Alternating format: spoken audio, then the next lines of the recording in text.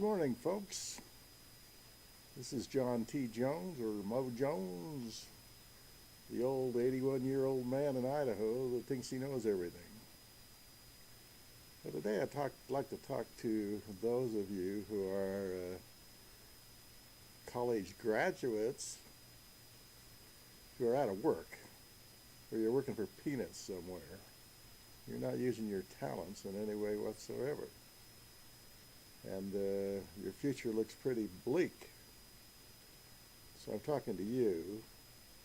And then I'm talking to you baby boomers, the baby boomers who were sired right after the Great War, World War II, and who have lost their retirement money and can't see retirement ahead, cannot see the income for the retirement, and think that you have to work the rest of your life for some piddly wage just to survive. Well, these are serious situations. Now, I was born in 1932, which was the worst year of the Great Depression. Our car, an old Oldsmobile, which my dad gave to me, was on blocks in the garage. We had no money for gasoline or tires or repairs of any kind. Dad was out of work for 2 full years. And we fed the hobos that came down the street and walked from the hobo jungle and past our neighbors' houses generally. They came right to our house, and how they got our address, I don't know, because I could never find it down there, down where they hung out, where they got off the trains. But they came every summer through the warm months, and some of them helped me chop wood, and some of them did nothing at all, but they usually offered to do some work. And these were good men out of work, looking for work anywhere they could find it. And they were not finding it. It was very difficult. Until Franklin Roosevelt decided something had to be done, and he created the CCC and the WPA and the rest of his alphabet soup to give people jobs so they could work. It was very, very difficult. It was a very difficult time.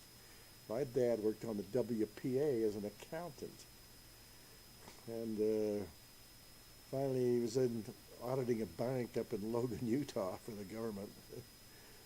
And he read in the newspaper that he had been appointed deputy city auditor, which was a big surprise to him. Our neighbor had got elected to city auditor and hired him. She was a former opera star, and she really watched out after our family. I know that some Christmases we would not have had, but when we were kids, if it had not been for her.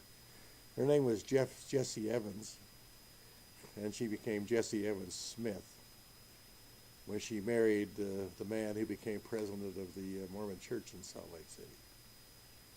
She was a great lady. I used to bring coal and wood in for her mother, and used to chat with her and her mother. They were just great, wonderful, dynamic people whom I loved greatly and miss greatly. So they were hard times, and people had a tough time with their situations, but they finally got out of it. And I suppose we'll have changes in our country where people can go to college and get a degree and then find a job, be able to get paid for their talents and skills.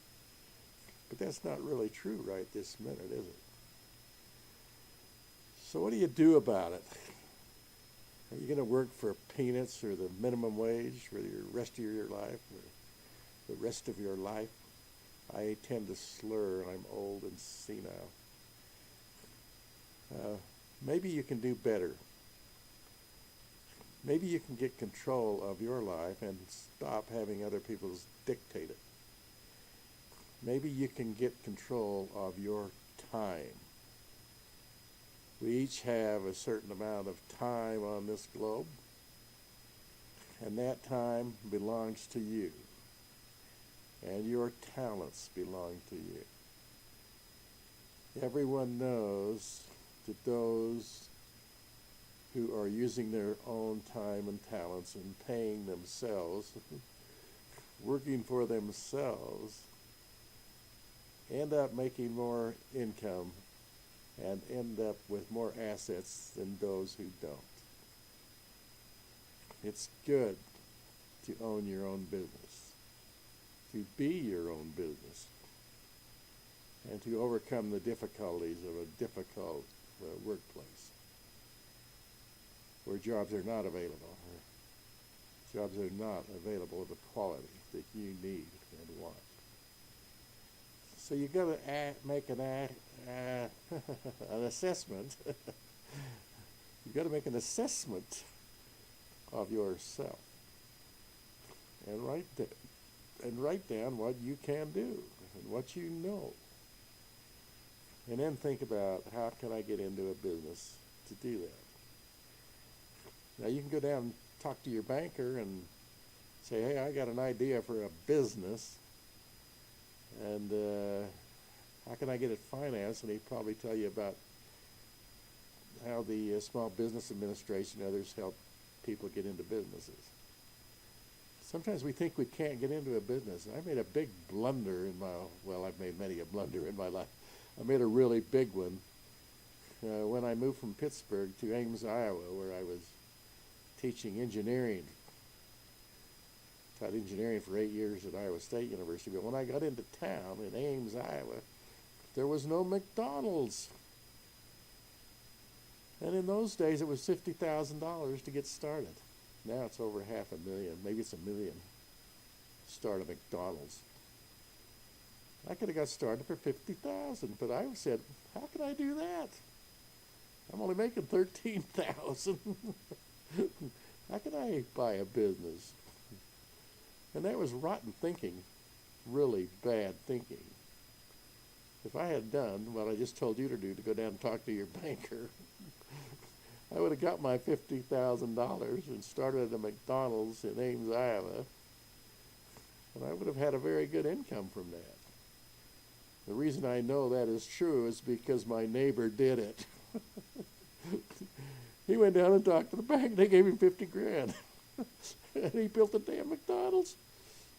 And I thought, oh my goodness, you're stupid, Jones. Why didn't you do that? So we think back in hindsight and judge ourselves. But at the time, we just didn't know. We just didn't know. We didn't know about our own potential and our own worth. We didn't know about our own potential and our own worth. So there are plenty of opportunities in the world. You've got to look for them. And some people say they're not opportunities, but maybe they are. So let's get on with this. I'll stop talking for a minute and you can do a little more reading.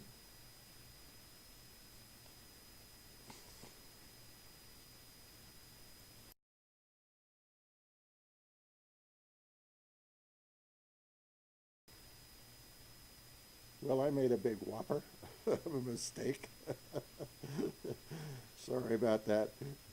When my dad was working up in Logan, Utah, he read in the paper that he had been made deputy city clerk. Now, it's true that later he was made deputy city auditor before he became city auditor of Salt Lake. But at this time, he was he was made deputy city clerk, and Jesse Evans Smith had been elected as city clerk. So that was a little correction for your benefit. All right, let's get on with it. We'll go do a little reading now.